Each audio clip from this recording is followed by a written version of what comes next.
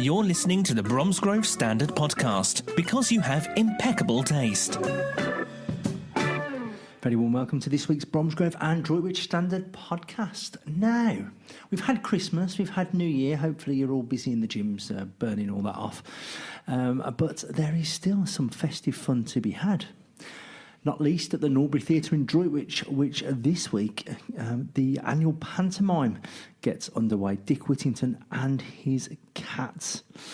And with me today, I've got Jack Gandy and Lauren Bough, who are two stars of the show. So how's the rehearsals been going? Yeah, they've been going really well, thank you. We've been rehearsing since September, so we're ready for an audience now, finally. But yeah, it's been going good. Yeah, we just finished our second dress rehearsal yesterday. Little bits of things that we need to pick up on and a few more ad-libs that can get added in here and there just to make it a bit more fun. But yeah, going really well. And you've got the technical as well. When's that? When's your tech? We finished that on Sunday, so we are just straight ready for an audience now. Brilliant. And I bet you're itching to just get out there. We can't wait. The good thing about Pantos and any kind of theatre show, isn't it, that they kind of evolve, don't they? Because you start off doing something and then something will happen by accident or by chance, and you think, oh, that'll get a laugh, or it gets a laugh on the opening night or what have you, and then you leave it in for the rest of the run. Yeah, we've been doing that quite a lot, actually.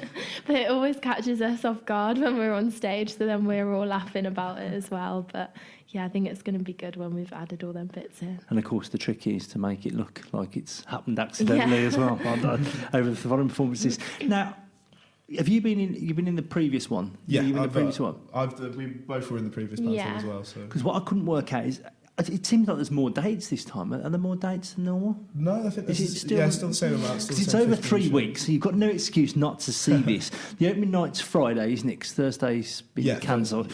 So Friday night is the opening performance, 7:30 p.m. at the Norbury. When I looked on the website, I don't think there were many tickets left for that. So I think your early dates have pretty much sold out. Yeah. So you've got Friday the 10th, and then you've got Saturday and... It's Saturday this week. It's a 7:30 p.m. And then there's also a Sunday matinee. We have a Saturday matinee. And a Saturday and a Sunday matinee. Yeah. So there's loads there. You're going to be busy, aren't you? Yeah. The Saturday matinees are pretty much sold out as well. So if you need the afternoon tickets, you need to get them quick. Yeah. Personally, I'm not that keen on the matinees as a person. That's just me. I know people love them and stuff. Purely because I think, my view is that a lot of the time Panto's more for adults, isn't it? And you get more hearty laughs in the evenings with all the double entendre and innuendos. Definitely. So I do. And what I always do is I try and, it's probably quite good like this as well, because if the first week's more or less, pretty much sold, then it will have evolved even more. I mean, you'll probably be doing a lot of different things the following week from putting stuff in that you had before. Yeah.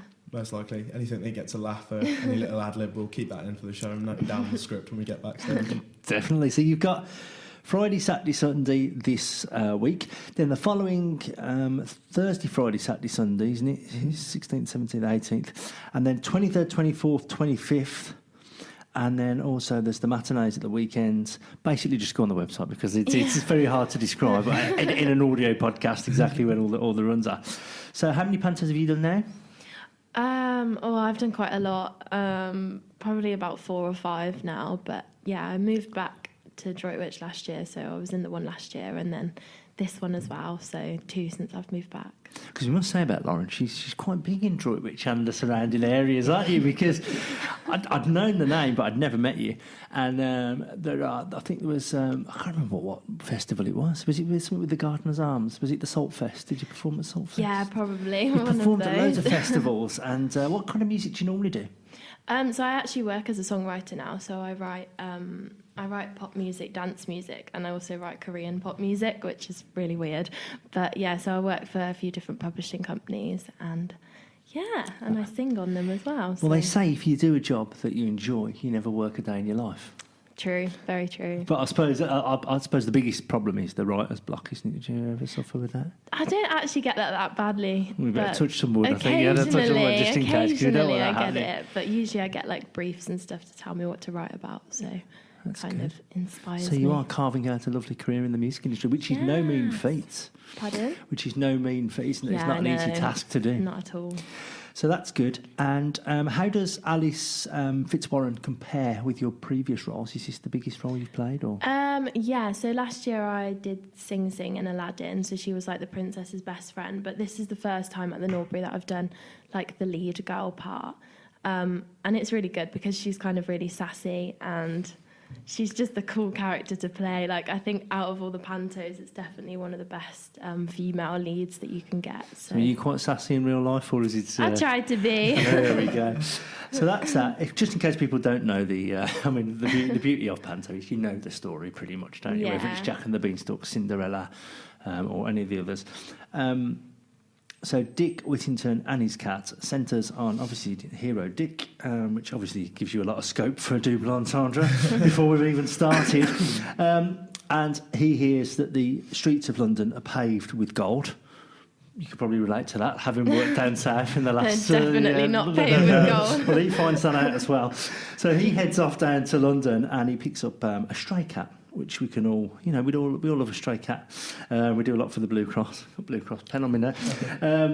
And of course London is being sieged by King Rat and his ratlings. Mm-hmm. And obviously a cat is the best thing to combat that. And then you've got your fairy Bow Bells and against King Rat. So you always have the goodie comes on stage left as we look at it, doesn't it? And the baddie comes on the stage right. And have you got lots of pyrotechnics and stuff? We've not got a lot of pyrotechnics in it this year, actually. A lot of very, very good lighting effects, though, with the new lighting rig that the Norbury's put in recently. Yeah. So the lighting is fantastic. The sound is unbelievable. Great songs as well that we've got put in. I'm quite pleased, actually, about not so much pyrotechnics because it can scare the living daylights out of you, can it? Especially after a festive season of overindulgence when your heart's probably not in the best shape. You do not want big bangs and flashes to scare the living daylights out of you. So Jack, what kind of roles have you played in the past? So I've been part of theatre now since I was about 15. About 7, 8 years now. Yeah. I started off in the youth theatre. Went my way up to, I got the lead in Sweeney Todd, and then after that I started doing pantomimes. So the first one I did was Beauty and the Beast, where I was what's the one? Jock, that was the one. Just again, Prince's Mate. Year after I was in Cinderella, where I was Dandini, which again, Prince's Mate.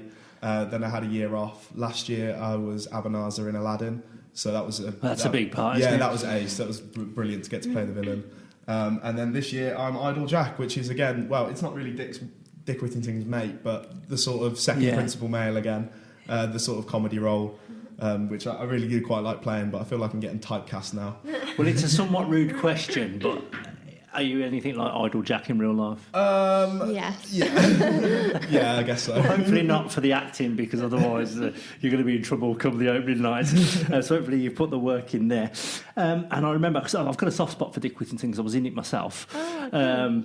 But a few years ago, All and Sundry, Paul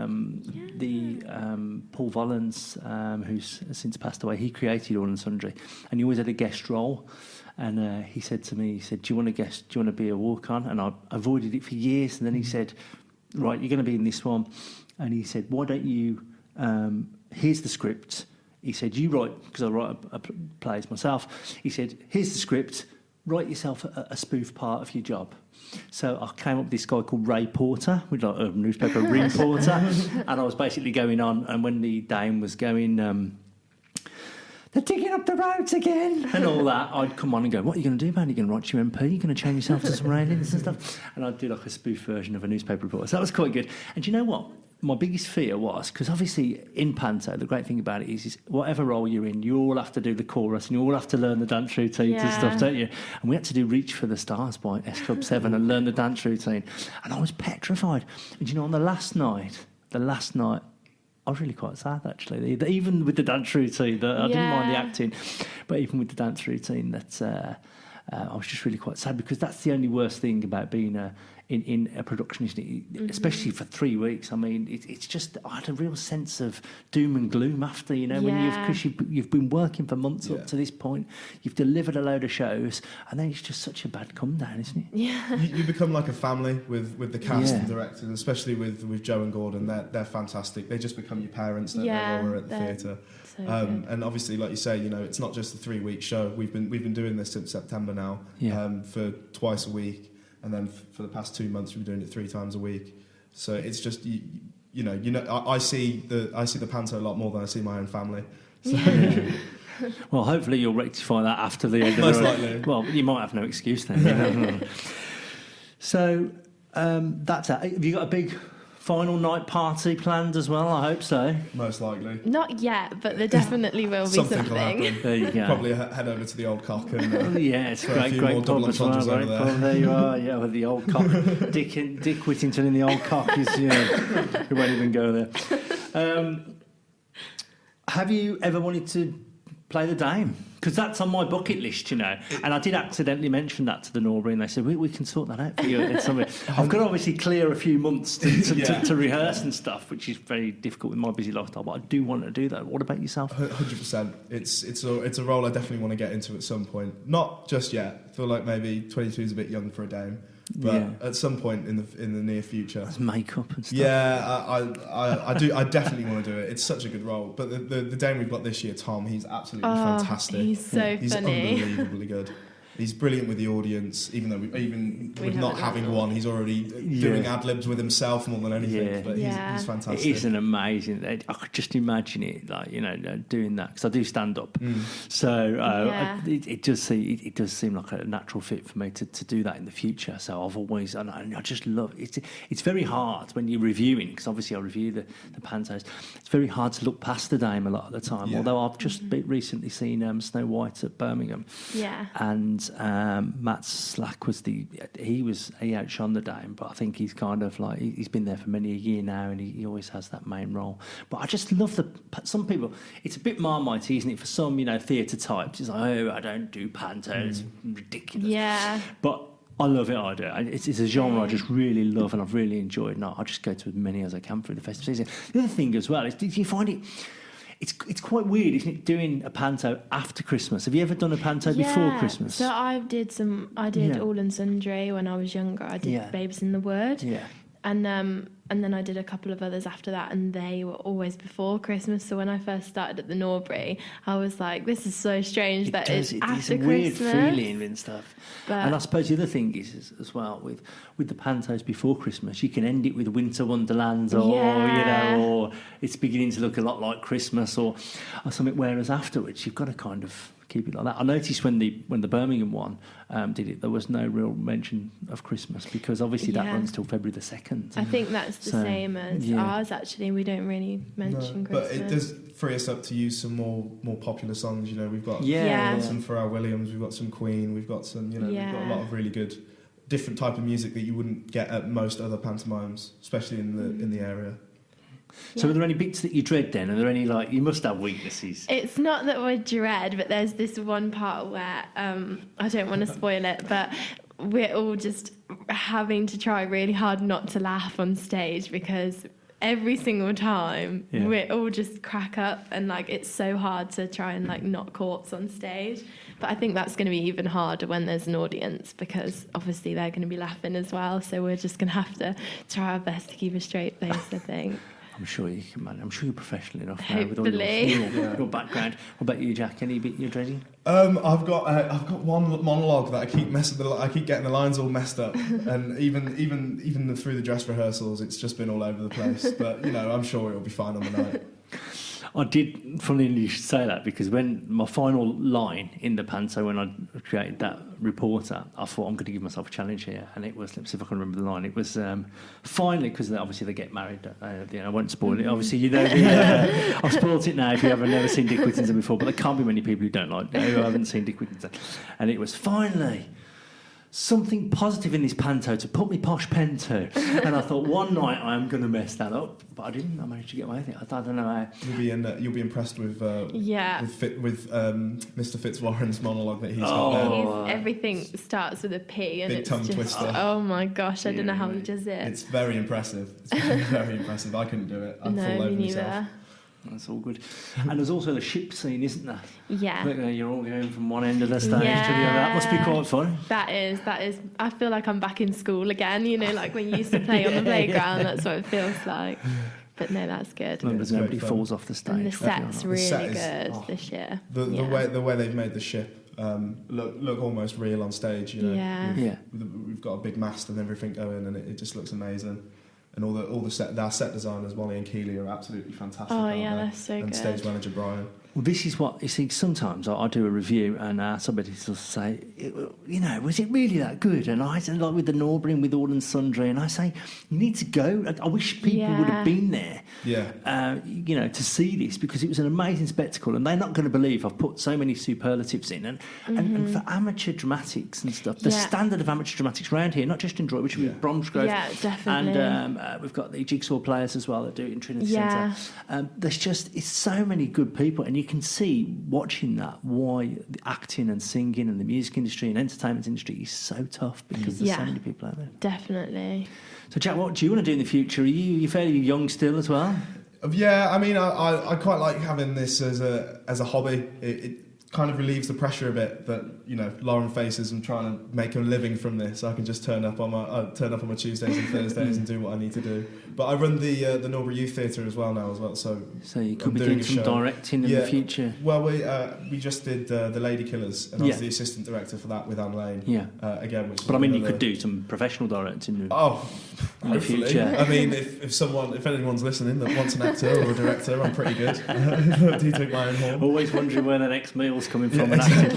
No, I think the thing with the guy who taught me stand-up, and Claire as well, he said stand-up's not that great for a living unless you're Michael McIntyre or Lee Evans or someone, but it can subsidise your living. Mm-hmm. So it might be something like you get a full-time job and then you can do a bit of extra work as well. Years ago I did a feature on this couple from Bromsgrove, and they'd been in like Casualty and The Bill and EastEnders and Coronation Street, and they'd been in like hundreds of shows, but nobody would have ever known who they were because they're just drinking at the bar or I do a lot of that. Do you do some extra work as well? I'm the waitress on Doctors, on BBC's Doctors, in the Icon Bar. So if anyone actually watches it, you'll just see me in the background. That's filmed by me because I live in South Birmingham, in Northfield. So there's always. And then I was on Emmerdale last year. I had like one line. It was like my starring role. But yeah, that was so much fun. That one. It was really So is there any, outside of Panto and everything, is there any theatrical role that you would love to play? Because you said obviously like Sweeney Todd, that must have been a dream playing Sweeney Todd. It's there's not many more roles that I've wanted other than that from a young age. Well, the only bigger role in that probably is Mrs. Lover, and you can't really play that big green male. Well, you could. It'd be a different take on it, wouldn't it? Different take on it, indeed. But yeah, Sweeney Todd was up there. But also Javert in Les Mis would be one for me that I'd like to do at some point. Yeah, I don't know. I think after doing a bit of TV work and stuff, I'd actually, alongside the music, if it was ever possible, I'd love to actually get like a part in a soap or something and do a bit more TV acting. That's supposed to be grueling, though, isn't it? Pardon? That's supposed to be grueling. Yeah. So putting out however, is it 6 or 7 episodes a week? Yeah, they work really hard. The thing is, they go in these soaps for like 30 years on end, and you think, God, you must sit down afterwards and go, and breathe. Obviously, they haven't all got massive storylines at the same time. Yeah. It just still amazes me. I mean, I can remember how I did it. I think I found when I was rehearsing, I do a lot of swimming anyway, and I'd swim up and down, do my lines in my head. I found that as a good way, because it's incredible, especially with like you said about the monologues earlier. You look at them and you think, how the hell do they remember all this? Yeah, well, a lot of the time they have their scripts literally on them till the very last second, and then they just tuck them away in their handbags or something, and then they do the scene. But it's like long days though. It's like 12 hours days that they pretty much do all the time. What I love about the Norbury is that it is over 3 weeks, because everybody's got busy lifestyles as well, and I've done it before where normally they're over a couple of weeks, aren't they, the normal productions, and I think well I can't go I'll try and get there for the first week because I know it's going to be beneficial to the theatre, and we love the Norbury Theatre, and I always try and get there the first week so we can get that review up and get a few more bums on seats and stuff, because so many people work so hard. I hate nothing more than to sit in a theatre when you're watching a production and there's just a handful of people, and you look around and you think, more people needed to see this. This was a great show. I'm so sad that these people have put in the hard work, and especially when it's voluntary, and hardly anyone's seen this. So I've always got a big loads of time for the Amdram and theatre in general. We've got the first three, so you've got like 3 weeks worth, so there really is no excuse to see it. And obviously as well, with Panto and with football matches as well, and they're in the same guise, the atmosphere is better when you've got packed audiences. Yeah, So, but it looks like you've got off to a good start with the first week's tickets out. I checked them out last night. So hopefully get yourself down to the Norbury Theatre. I can't speak highly enough, and anyone you see in Droitwich, Bromsgrove, Redditch, or anyone who's been to the Norbury Theatre to see a production by the Norbury players will tell you what a great high standard it is. So tickets are £12, £10 concessions, and they're available from the theatre. And at norburytheatre.co.uk, or by calling 01905 770 154. That's 01905 770 154. norburytheatre.co.uk, or from the theatre itself. So good luck with the run. Will you hang around and chat through some news stories with us as well? Yeah? Happy to do that? Yeah. Cool. I always bring that on. I should warn you about that before I start. Okay, so that's the, just to confirm, or just to remind you, that's Dick Whittington and his cats. 14 performances across 3 weeks, and starting this Friday, January the 10th. So get yourself to that. It promises to be a show and a half. Now, what I'm going to start out this year, Claire doesn't know about this is a surprise. I thought we'd do some like charity shout-outs, because there's so much good charities going on, and I thought if we do some quick-fire ones, then we can get people to actually email them in, and then we can give mentions, because we do like quite a bit of good stories and charity stories each week, and I think these people should be praised and get a shout out. So if you've got any shout outs for anyone, we won't just keep it to charities, we'll say any good deeds or accomplishments, please email them through to editor@bromsgrovestandard.co.uk and editor@droitwichstandard.co.uk. This is what we've got. Bumble Bimble Santa Dash, talking about other things there. The Bumble Bimble Santa Dash was held in early December. 350 runners taking on a 2, 5 or 10 mile course. Raised £5,651 for Parkinson's UK and Parkinson's UK, Bromsgrove and Redditch. So it's split between the two charities. Well done to everyone who took part in that and organised it. At the Cross Inn in Finstall, regulars raised £1,200 for the Primrose Hospice. That story's just gone on our website this morning. There's a group called the Club at the Cross, and they organise quizzes, events, trips, and they've got even more planned for 2020. So please pop into the Cross Inn in Finstall and find out about what's going on there. It raises funds for charity, and you'll have a good time as well. Penguin Office Supplies in Bromsgrove generated £1,662 for the Corporate Charity Challenge.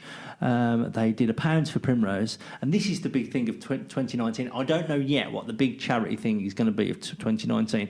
A wing walk. Chris Hopkinson, fair play to him, the director of Penguin Office Supplies. He did a wing walk. Do you fancy that? Not you really. just basically walk on the wing of a plane while it's in flight. I wouldn't describe myself as an adrenaline junkie, to say the least. Panto is quite. That must be quite adrenaline fuel. I've been doing it for so long now. You kind of get used to it. I mean, obviously, you get your nerves, but you wouldn't be human if you didn't. But yeah, it's second nature to us now, really, isn't it? Lauren, do you fancy the highs of a wing walk? I would say that I would do it, but then I know that when I get up there, I'd be like, get me down. We could put you on a wing walk and see if you could perform some music up there. I don't think that would work. We could have the. we could have a try. radio mic and a long-range radio mic, and some speakers on the ground, obviously. Because if it was just on the airplane, you wouldn't even hear it. No one would wind hear rushing me. through you. Wind beneath my wings. Care Force. This is not a charity shout out yet, but it will be. Care Force have chosen Age UK, Bromsgrove, Redditch and White Forest as their charity of the year, and that's for 2020, and they supported the Men in Shed scheme earlier this year, so they've been inspired to help Age UK out there, so well done for that. Got some other news stories, and we've got a bit of sport, and then it's Claire with the entertainment. So let's have a look at this. Did you know that dogs could give blood? No. No, nor did I. A campaign's been launched to get more pet owners to register their dogs as blood donors. Clent Hills Vets, which has practices in Bromsgrove, Rubery and Hagley, want any dog owners to come forward. So blood can be taken. Basically, they'll get blood tested first to check that they're suitable for it, and then the details go on a register, and then it's basically for surgical procedures and complicated forms of medical treatments, where if dogs suddenly lose a lot of blood, then they can just call up the owner in question, get the dog in, and do a straight transfusion. Just like humans, there must be a sufficient period of time between donations, which is why it's important to have so many dogs on the register. It doesn't say about cats, you say. I'm a bit more of a cat person myself. In emergency situations, especially when time is critical, having a list of local dogs who can donate can literally save another dog's life. And I think we'll all back that campaign. Dog blood donors must meet certain criteria. They must be fit and healthy, aged between 1 and 8, and weigh more than 25 kilos. And they must also have a good temperament. Obviously, don't try and take blood off an angry dog, do you? That could be a nightmare. Be relaxed in a veterinary environment. I always struggle with that word. Be up to date with their vaccinations and have never travelled abroad. So Sarah Mayle, the deputy head nurse at Clent Hills, said people don't always realise that animals can give blood just like humans, but they can. So if you want to find out more about that, clenthillsvets.co.uk/dog-blood-donors. But if you just put clenthillvets.co.uk, you'll be able to click through to that, I am sure. Maybe you could make a pact with your pets so that your dog will give the blood and then you'll go and give some human blood as well, because that's a good thing to do in 2020. I must admit I've only done it a couple of times. I need to get back there myself. A Bromsgrove doctor who has helped develop a network of veteran-friendly NHS GP practice has received an OBE in the Queen's New Year's Honours list. Now, I know we did this a week or so ago, but we haven't done a podcast since Christmas, have we? So fair play to Dr Jonathan Leach. He's a GP at Davenhall House Surgery. He's been recognised for his services to general practice. He joined the surgery in 2009 after undertaking a military career, reaching the rank of colonel. When he returns to civilian life, Dr Leach, who's also the Joint Honorary Secretary of the Royal College of General Practitioners, he wanted to improve general practice and also dealing with current challenges and urgent care. And what he's done is he's set up a load of armed force veteran practices, and it started off in the West Midlands. Makes sense, that's where he is. And it was trialled there, then it was extended to Wessex, Yorkshire and the North East, and now the North West are up next. 600 so far, veteran-friendly practices. And I think we did a story last year about a practice in Droitwich that's already doing this. And obviously with veterans, they've got different needs, and doctors need to be, they've got different challenges and stuff, and it's nice if, these people have served their country and stuff, that they can get the right treatment and the right approach. He also trains other GPs and health professionals, makes sure they're better equipped to meet the needs of veterans, and he offers advice to neighbouring surgeries. The good news is the veteran helping element is now on the GP curriculum. So all general practitioners being trained from now on will now learn about how to treat veterans and pitfalls and challenges. Another interesting thing about Dr Jonathan Leach is he's an expert with post-traumatic stress syndrome, and he works with the emergency services, car crash victims, serious crime victims and others. Now, he was quite surprised, as you'd expect from his OBE, and he said he was totally stunned, surprised and humbled to receive the award, and he wants to thank his patients, family and friends. I'm not going to go in. I have talked quite a lot about him, but I have convinced him to be a podcast guest in the next few weeks. So we'll be looking forward to speaking to Dr. Leach. From Dr. Leach, we go to Doctor Who. See what I did there? Nicely done. It's not just thrown together, this programme, And are you fans of Doctor Who? I used to be a big fan of Doctor Who. Yeah, same. I used to be, but I haven't watched any of the newer episodes, unfortunately. Me neither. I haven't watched it since Peter Capaldi. You need to watch the last, well, not so much the last two for yourselves, because but the last two episodes, the one Sunday just gone and the one before, had a baddie in it called Daniel Barton. He was the baddie facing Doctor Who and played by Sir Lenny Henry, great actor. And he grew up on a council estate in Bromsgrove, apparently, the character. So that was the fictional thread there. And people were taking to Twitter, I can't believe Bromsgrove's got a mention in Doctor Who. It's amazing, it's amazing. Judy Sutherland wrote, if you're watching Doctor Who, you know the evilest man in the world comes from Bromsgrove. Rachel May tweeted, and while I'm at it, the joy I felt hearing Bromsgrove exists in Doctor Who's universe was marvellous. And I know all towns and cities exist in that world, but actually hearing a shout out was great fun. Even the chairman of Worcestershire County Council, Peter Tomlinson, who's from Droitwich, he revelled in the local reference. Daniel Barton, played by Lenny Henry, comes from Bromsgrove, and then there was a cheeky one from former Home Secretary Jackie Smith, who said, I haven't got that bit on here, but she said something along the lines of, the evilest man in the universe is from Bromsgrove. We always knew that in Redditch. There we are. If you want to see those episodes, bbc.co.uk/iPlayer to catch up with the episodes. Now, before we go to the sports, who's your influences? And that's the question I forgot to ask there. And with the Doctor Who here, a reference here, have you got any influences or people that you look up to, people you like to emulate in your career? It's Taylor Swift because fantastic, isn't she? Yeah, I know people have different opinions on her, but I my gosh, I'm a huge fangirl. Like, it's next level. And then acting would probably be Reese Witherspoon because I love her in Legally Blonde, which they're also doing at the Norbury this year. So there we are. Go. There's an exclusive. It probably isn't an exclusive. It's probably on the website, isn't it? But I'll call it an exclusive. Taylor Swift. I bought her Christmas album last year. It'd been out a few years. That had passed me by because I'm Christmas mad, and I've got an MP3 player for my daily life. Just got all my stuff on. My favourite band, like Bare Naked Ladies, got all them on. The Beatles stuff, got all that on there. But I've got a Christmas MP3 player with like 300 songs, all just different Christmas versions. And I bought the Taylor Swift one last year, and it was fantastic.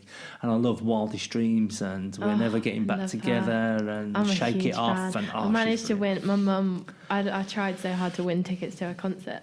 I think it was last year. And then my mum won 2 tickets the day before her concert. And I cried. I was like, oh my God, I'm so happy. Oh, that's amazing. I'm a bit of a loser like You might be bigger than Taylor Swift one day. Well, we can dream. Who knows? Who knows? Dream. Get yourself down the bookies and put that on. I wonder what odds you'll get. And any idols and emulations for you? Who would you like to be like? I like my old school actors, Sir Ian McKellen, Anthony Hopkins, that kind of era. Like Silence of the Lambs is one of my favourite films. So yeah, actors like those, they're fantastic. I mean, anything Ian McKellen's touched is gold. So do you prefer being on the evil side or the good side? Evil, 100%, every time. First role I ever did was Sheriff of Nottingham in Year 4 at Ombersley First School. So yeah, and then in Westacre I had to double role as Sheriff and Friar Tuck one night when Lauren was Maid Marian. So yeah, we've been doing this. We've been in the game a while now, but yeah, 100%. Yeah, you're both so young. Yeah, evil over good every single time on stage. It's so much more fun. And also as well, when they meet you afterwards, they'll say, "Oh, he was such a nice guy. I don't know how he played that. He's such a good actor because he's so lovely in real life." Let's have a look at the sports. Bromsgrove, both Bromsgrove and Droitwich. What can we say?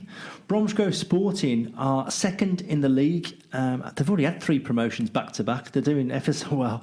They're now. They were Redditch were always the team in Worcestershire, and Kidderminster Harriers obviously. But then Redditch were always bigger than Bromsgrove. Now Bromsgrove are second in the division, and Redditch are bottom. I'm not reveling in that. I'm just pointing it out. Bromsgrove 4-2 against Biggleswade last week. A tailor-made performance, you could say. Mikey Taylor got 2 goals and Tommy Taylor got 1. I might never be able to use that punnage again, so I'll thought I'd get that in. Other scorer was Richard Gregory, who's since been named Player of the Month. Bromsgrove Sporting, it doesn't get much bigger than this weekend. If you are free on Saturday, please get yourself down to the Victoria Ground. Let's see what kind of attendances we can get down there. Second place, Bromsgrove Sporting, host league leaders Tamworth. Tamworth are on 47 points, Bromsgrove Sporting are on 45, and I know Tamworth have got 3 games in hand, but they've still got to win them. But if Bromsgrove could win on Saturday, they will go top, albeit probably just provisionally until Tamworth play their games. But what a massive game. 3 o'clock, Victoria Ground, Saturday. Sporting are unbeaten in 9 games. The last 3 league games, they've scored 4. They beat Alvechurch 4-1, Stourbridge 4-1 and Biggleswade 4-2, as I said, last weekend. So Bromsgrove Sporting, the Rouslers are roaring. Get yourself down there and show your support. And hopefully, in a few months' time, we could be celebrating a 4th promotion in as many years. And they'll only be a couple of steps off the Football League then. So Bromsgrove will be fantastic. Droitwich Spa, of course, we keep saying they've got permission now for this Stadia pitch, which will be coming soon. They're still playing at Stourport 7 at the moment. Are you into football, Jack? Yeah, I am. Up the Spa. Up the Spa. Up the Salt, man. Well, did you hear about last night? What happened last night? I haven't heard about last night, no, unfortunately. Oh, you're not going to believe this. Droitwich Spa are top of the table, that's fine, and they've got 3 games in hand over the rest of them, so they're in the opposite situation to Bromsgrove with regard to games in hand. But they were beating Seek Hunters 2-0 last night. Goals from James Lemon and Matthew Hunt, and the game was abandoned through floodlight failure with 13 minutes to go. Oh, not ideal. And they were doing well, because I was checking out the fixtures, and they had 3 matches postponed throughout December, because obviously this time of year is really dodgy at this level with waterlogged pitches and stuff. Droitwich, even so, they're unbeaten in 7 games since the cup defeat to Lytown on November the 2nd, and of course Lytown were a much higher placed club. Saltmen had 3 games postponed in December. They haven't played in almost a month, so last night would have been sweet if they could have got a win. I don't know what happens with that. We'll have to check that out, whether they get given the game, because there's only 30 minutes to go, or will they make them replay the whole game? I've got a funny, nasty feeling that it's going to be the latter. So Droitwich haven't played for a month, so it would have been good last night to have that victory. Tomorrow they've got Willenhall Town at home, and that's 3 o'clock as well, so get yourself down there if you're from Droitwich. And also they've got Old Wolfrunians, I think that's how you pronounce it. They're in second place. Droitwich have got 3 games in hand over them. So Droitwich is going all guns blazing, and let's hope that we get wins for Droitwich and Bromsgrove this weekend, and then we can tell you all about them next week. Claire, it's a big thank you first and foremost, for Lauren and Jack for coming in. Have you enjoyed it? Yeah, it's been fun. Yeah, it's a big laugh. So you've got to do more theatre now in the future, or release more songs, or do more things, so then you can come back on the podcast. So good luck to everybody at the Norbury Players for the run of the Panto, Dick Whittington and his Cat. It goes for 3 weeks. Tickets are £12, £10 concessions available from the theatre directly, norburytheatre.co.uk or 01905 770 154. And talking of theatre and all things live eventy, let's go across now to Claire, who's got the entertainment news. For all the things to do and see this week, it's Claire Bullivant with this week's What's On Guide. Thanks, Tristan. Yes, my name is Claire Bullivant, and I'm here to give you a few ideas of fun things to do this weekend in Bromsgrove, Droitwich and the surrounding areas. You've just heard 2 of the wonderful Panto stars on the podcast, and it sounds like it's going to be a fabulous show. Dick Whittington and his Cat, the pantomime, is now on at the Norbury Theatre in Droitwich. So it starts this weekend, and there are various performances running until the 25th. Most performances start at 7:30pm, but if you're a daytime pantomime goer, like you've got young children and you need to go during the daytime, you're looked after too, as there are also some Saturday and Sunday matinee performances starting at 2:30pm. So there's no excuse not to go and see it. Oh no, there isn't. You can find out all the details and book your tickets on their website, which is norburytheatre.co.uk. Then other top picks for the weekend are the Johnny Cash Roadshow. You've got to go and see this, especially if you're a Johnny Cash fan. This is the Man in Black tour, and it's all happening at the Artrix on Friday evening. This year, it's the award-winning Clive John, and he's paying homage to Cash's career as the Man in Black, with all the hits such as Walk the Line, Ring of Fire, Boy Named Sue, alongside some of the darker, more atmospheric songs like Rusty Cage, The Man Comes Around, and Hurt. Every Cash song is just amazing. It's going to be one fantastic evening's entertainment. Get your tickets 8pm on Friday at the Artrix. Then on Saturday morning, that's the 11th of January, if you're feeling kind and helpful, we've got something that we would love you to get involved with.